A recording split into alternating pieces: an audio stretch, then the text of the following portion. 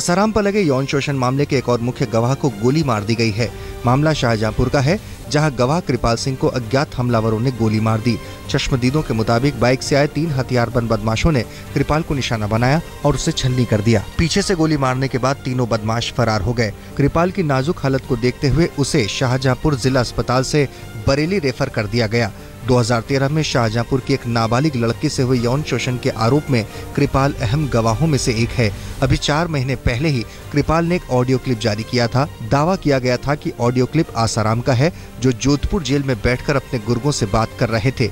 Audio clip जारी करते वक्त कृपाल ने अपनी जान का खतरा बताया था। इस मामले में पीड़ित लड़की के घर वालों का आरोप है कि आसाराम के गुंडों ने ही कृपाल को गोली मारी। यौन शोषण मामले से जुड़े गवाहों पर यह तीसरा हमला है। इससे पहले अमृत प्रजापति और अखिल गुप्ता नाम के गवाह की हत्या हो चुकी है। आसाराम मामले में ही एक और गवाह अखिल गुप्ता की मुजफ्फरनगर में 11 जनवरी 2015 में हत्या कर दी गई थी। अखिल गुप्ता के पिता नरेश गुप्ता ने कृपाल सिंह पर हमले के बाद कहा है कि आए दिन हो रही गवाहों की हत्या को सुप्रीम कोर्ट को संज्ञान लेना चाहिए। मेरे बेटे की सुरक्षा की जिम्मेदारी गुजरात सरकार और उत्तर प्रदेश सरकार की थी। पुलिस की लापरवाही से मेरे बेटे की हत्या हुई है। सुप्रीम कोर्ट देश के अंदर इतने मामले होते हैं, उन चीज़ों का अपने आप संज्ञान लेकर उन चीज़ों को देखती है। इतने आदमी मर रहे हैं, गवाह मर रहे हैं, तो इस केस को सुप्रीम कोर्ट खुद अपने हाथ में ले। भारत और पाकिस्तान के रिश्तों पर जमी बर्फ पिघलने लगी है। रूस के शहर उफा में प्रधानमंत्री नरेंद्र मोदी और पाकिस्तान के पीएम नवाज शरीफ के बीच दोस्ताना माहौल में बातचीत हुई। भारत अपनी शर्तों पर 1 साल से बंद बातचीत जारी रखने में कामयाब रहा। इसकी झलक दोनों देशों के संयुक्त घोषणा पत्र में भी दिखी। भारत की सबसे बड़ी कामयाबी ये रही कि घोषणा पत्र में कश्मीर का जिक्र तक नहीं हुआ। मुंबई हमले के साजिशकर्ताओं पर कार्रवाई तेज करने को भी पाकिस्तान राजी हुआ। मोदी नवाज की पिछले 1 साल में ये तीसरी मुलाकात थी। दिल्ली की सड़कों पर बढ़ते सड़क हादसे के खिलाफ पुलिस ने नाइट ड्राइव चलाई। करीब 1000 पुलिस वालों ने सड़कों पर जगह जगह चेकिंग अभियान चलाया। इस अभियान का मकसद नशे में तेज गाड़ी चलाने वालों पर नकेल कसना था। भारत ने उस ब्रिटेन के 5 उपग्रहों को एक साथ अंतरिक्ष में भेजने में कामयाबी हासिल की, जो कभी 200 सालों तक भारत पर राज करता रहा। इसरो ने ऐतिहासिक मिशन के तहत श्रीहरिकोटा के सतीश धवन केंद्र से PSLV C-28 के जरिए कुल 1440 किलो वजन के 5 ब्रिटिश उपग्रहों को अंतरिक्ष में भेजा और प्रक्षेपण के 20 मिनट के अंदर अंतरिक्ष के कक्षा में स्थापित करने में कामयाबी भी हासिल कर ली। आज तक के दिवंगत पत्रकार अक्षय सिंह का नया वीडियो सामने आया है, जो इंदौर में व्यापम घोटाले की रिपोर्टिंग के दौरान का है। ये वीडियो एक इंदौर के रेस्तरां का है, जहां अक्षय व्यापम घोटाले के विसल ब्लोअर आनंद राय के साथ नजर आए। साथ में कैमरामैन और इंदौर का स्टिंगर भी है। इस CCTV फुटेज में अक्षय आनंद राय के साथ बातचीत में खुश नजर आ रहे हैं। लेकिन ऐसा क्या हुआ कि ये डिनर अक्षय का आखिरी डिनर बन गया? ये सवाल मुंह बाए खड़ा है।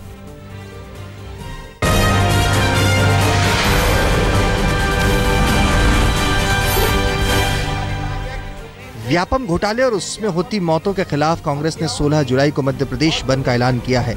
गुरुवार को सुप्रीम कोर्ट ने व्यापम घोटाले की जांच CBI को सौंप दी है, लेकिन कांग्रेस का कहना है कि ये जांच सुप्रीम कोर्ट की निगरानी में होनी चाहिए और व्यापम घोटाले की जांच कर रही एजेंसियों की भी जांच होनी चाहिए। कांग्रेस ने मुख्यमंत्री का इस्तीफा मांगा है। राज्यपाल के मुद्दे पर कांग्रेस का कहना है कि उन्हें तत्काल इस्तीफा देना चाहिए। कांग्रेस का आरोप है कि व्यापम घोटाले से जुड़े अब तक 50 लोगों की मौत हो चुकी है और शिवराज सिंह को एक पल भी सत्ता में रहने के उनको अधिकार नहीं है। व्यापम घोटाले के खिलाफ मुंबई कांग्रेस ने मध्य प्रदेश के मुख्यमंत्री शिवराज सिंह चौहान के इस्तीफे की मांग की है। कांग्रेसियों ने इस्तीफे की मांग को लेकर शुक्रवार को मुंबई में प्रदर्शन किया। व्यापम घोटाला एक राजस्थान की सरकारी लाइब्रेरी में अब संघ के संस्थापक हेडगेवार की किताबें पढ़ने को मिलेंगी। प्रदेश की मुख्यमंत्री वसुंधरा राजे ने हेडगेवार की पुस्तकें खरीदने के लिए राजस्थान की सभी लाइब्रेरी को निर्देश दिया है। साथ ही राज्य के सभी कॉलेजों की लाइब्रेरी को भी किताब खरीदने के लिए कहा गया है। आधुनिक भारत के निर्माता डॉक्टर केशव बलिराम हेडगेवार नाम की ये किताब संघ के चिंतक माने जाने वाले राकेश सिन्हा ने लिखी है। मुंबई पुलिस उस शख्स को ढूंढ रही है जिसने हाल ही में मुख्यमंत्री देवेंद्र फडणवीस के परिवार का फोटो ट्वीट करते हुए अभद्र भाषा का इस्तेमाल किया था। हालांकि पुलिस का कहना है कि वो उस शख्स तक पहुंचने में जल्द कामयाब होगी। वहीं एक ट्वीट के खिलाफ एफआईआर दर्ज होने पर लोगों को बुनियादी अधिकारों का हनन होता दिख रहा है। बिहार में विधानसभा चुनाव की तारीखों का ऐलान तो नहीं हुआ, लेकिन उससे पहले विधान परिषद की 24 सीटों के नतीजों से बीजेपी गठबंधन की बल्ले बल्ले हो गई है।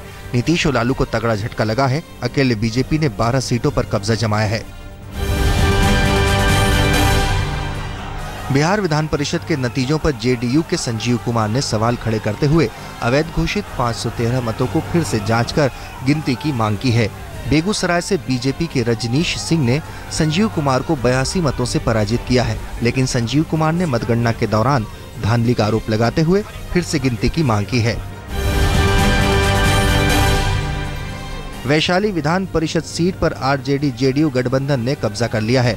आरजेडी के सुबोध कुमार ने एलजेपी नेता अक्षय कुशवाहा को हराया है, लेकिन वैशाली विधान परिषद के चुनावी नतीजे ने एनडीए में कलह को सामने ला दिया है।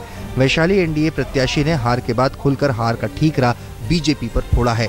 निश्चय ही वैशाली का परिणाम कई मामलों में बिहार के राजनीतिक हालात और आने वाले चुनाव के समीकरणों को लेकर संकेत देने वाला है। प्रियंका गांधी वाड्रा के बेटे रेहान वाड्रा अमेठी में नजर आए। अपने दोस्तों के साथ रेहान ने गौरीगंज में रात बिताई। रेहान के अमेठी में दिखने से सियासी अटकलें तेज हो गई हैं। हालांकि ये रेहान का निजी दौरा भी हो सकता है।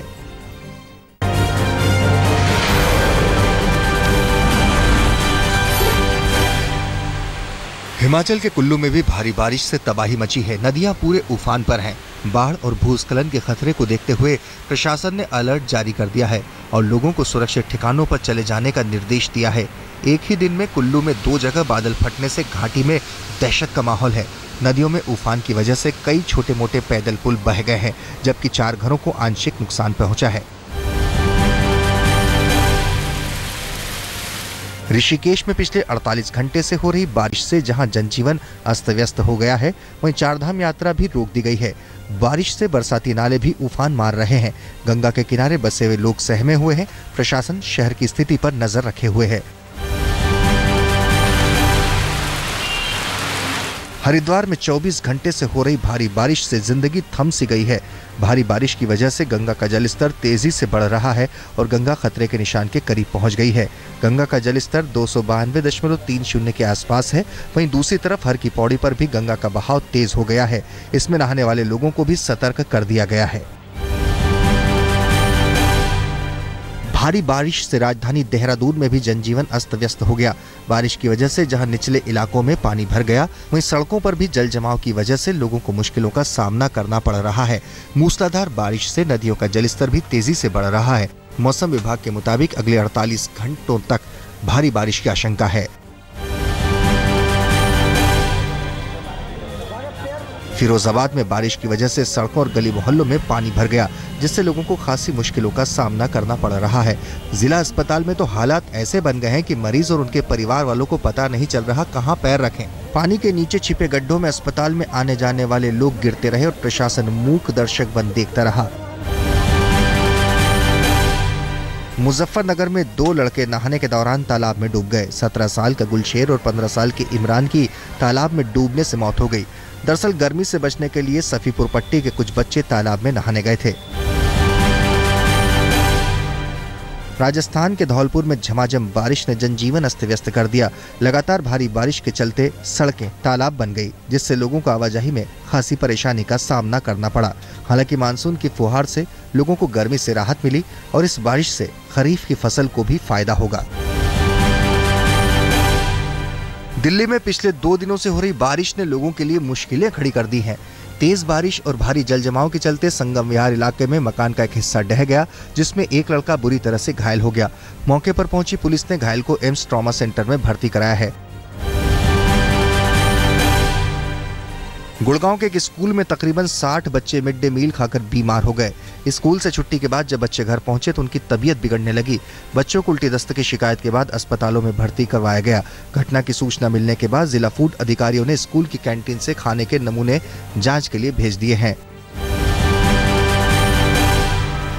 करनाल में नर्सिंग की छात्राओं ने रैली की। छात्राएं मुख्यमंत्री मनोहर लाल खट्टर के कैंप ऑफिस के सामने मोर्चाबंदी कर रही थी, लेकिन पुलिस ने वाटर कैनन का इस्तेमाल करते हुए उनका रास्ता रोक दिया और कहीं कहीं लाठियां भी भांजी। सरकार ने नर्सिंग छात्राओं की परीक्षा में धांधली होने का आरोप लगाकर उनकी परीक्षा रद्द कर दी थी। छात्राओं का कहना है कि ये उनके भविष्य के साथ खिलवाड़ है। पश्चिम बंगाल के नादिया जिले में एक चर्च में तोड़फोड़ किए जाने का मामला सामने आया है। अज्ञात लोगों ने संत थॉमस कैथोलिक पर धावा बोलकर वहां रखी कीमती चीजें और पैसे छीनने की कोशिश की, फिर नाकाम रहने पर तोड़फोड़ शुरू कर दी। झांसी के एक महिला थाने में उस वक्त मजमा लग गया जब मेडल जीतने की खुशी में महिला सिपाही ठुमके लगाती नजर आई। दरअसल महिला थाने की प्रभारी रंजना गुप्ता को अमेरिका में आयोजित वर्ल्ड पुलिस गेम्स में 5 मेडल मिले। उन्हें सम्मानित करने के लिए जब समाजवादी पार्टी की नेता मीरा रायकवाड़ ढोल नगाड़ों के साथ थाने पहुंची तो बस जीत की खुशी में वर्दी होने के बाद भी कदम बहक गए, फिर लगे ठुमके, जबकि फरियादी थाने के बाहर जश्न के खत्म होने का इंतजार करते रहे। शुक्रवार को इलाहाबाद हाई कोर्ट ने सहारनपुर के मामले पर यूपी पुलिस को जमकर फटकार लगाई। सहारनपुर में मुस्लिम युवती के साथ बीते साल अगस्त महीने में हुई गैंगरेप की घटना की जांच में यूपी पुलिस के सुस्त और गैर जिम्मेदाराना रवैये पर तल्ख टिप्पणी करते हुए कोर्ट ने उसे अपनी कार्यशैली में सुधार का निर्देश दिया। अदालत ने अपने फैसले में साफ तौर पर कहा है कि उत्तर प्रदेश पुलिस बेलगाम हो गई है और उस पर अंकुश लगाने की जरूरत है।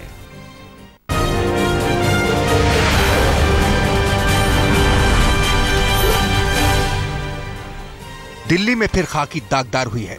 दिल्ली पुलिस के एक एएसआई पर शराब के नशे में रिवॉल्वर की नोक पर 23 साल की लड़की से रेप का आरोप लगा है। पुलिस ने रेप और आर्म्स एक्ट के तहत मामला दर्ज कर आरोपी पुलिसकर्मी को गिरफ्तार कर जेल भेज दिया है। आरोपी की ये करतूत सीसीटीवी में कैद भी हुई है। गुड़गांव के बादशाहपुर इलाके में एक महिला के साथ गैंगरेप का मामला सामने आया है। बताया जाता है कि महिला जब अपना काम खत्म कर घर लौट रही थी तो रास्ते में 3 दरिंदों ने महिला का रास्ता रोक लिया और बारी बारी से रेप किया। पीड़ित उसी हालत में अपने घर पहुंची और आप बीती सुनाई। पुलिस ने तीनों दरिंदों को गिरफ्तार कर लिया है। उत्तर प्रदेश के देवरिया में परीक्षा में नकल कर रहे छात्र को निलंबित करने पर एक प्रोफेसर की जमकर धुनाई की गई।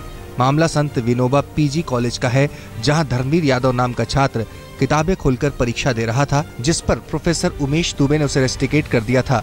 बाद में जब प्रोफेसर शाम को घर लौट रहे थे तो रास्ते में धर्मवीर यादव और उसके गुर्गों ने प्रोफेसर की पिटाई की। पुलिस ने मामला दर्ज कर लिया है। उत्तर प्रदेश की पुलिस का बेरहम चेहरा एक बार फिर देखने को मिला। दरअसल एक मानसिक रूप से बेहाल विदेशी लड़की पर पुलिस वालों ने अपनी ताकत दिखाई। जब लड़की ने अपनी भाषा में कुछ खाने को मांगा तो उस पर लात, थप्पड़ और घूंसों की बरसात कर दी, वो भी जिलाधिकारी के दफ्तर में। दरअसल लड़की संदिग्ध हालत में इधर उधर घूम रही थी तो पुलिस ने संदेह के आधार पर उसे हिरासत में ले लिया था। समस्तीपुर में एक बार फिर भीड़ तंत्र का खूनी इंसाफ दिखा, जहां लोगों ने चोर को जंजीर से बांधकर घंटों पिटाई की। दरअसल रेलवे स्टेशन पर मोबाइल चोरी करते 4 चोरों को लोगों ने रंगे हाथों पकड़ लिया, जिसके बाद भीड़ ने खुद कानून हाथ में लेते हुए चारों को पीट पीट कर अधमरा कर दिया। पुलिस यहाँ भी पीटीआई मामले में ऋषि कपूर ने ट्वीट कर चौहान को पद छोड़ने की सलाह दे डाली थी। इससे पहले अनुपम खेर ने भी कहा था कि एफटीटीआई के लिए गजेंद्र चौहान उपयुक्त व्यक्ति नहीं है। ओपनली आपको अपोज किया जा रहा है, आपकी खिल्ली मचाई जा रही है, आपका जुलूस निकाला जा रहा है, तो इस बीच में मेरे ख्याल में आपको अपने आप ही वॉलंटरली रिज़ाइन कर देना चाहिए। बिकॉज मैं सोचता हूँ कि अगर आप रहें भी और वो बच्चे जो सीखने आए एफटीआई में, आपका और उनका रिलेशनशिप क्या रहेगा? गुरु चेले का क्या रिलेशनशिप हो, क्या इज्जत होगी आपकी? हाँ, मैं कहता हूँ कि गजेंद्र चौहान जी उस वो काबिलियत नहीं रखते हैं जो कि एक चेयरमैन की होनी चाहिए। वो मेरा पर्सनल नजरिया है, जो मेरी सोच है। मैं गलत भी हो सकता हूँ कुछ लोगों के हिसाब से।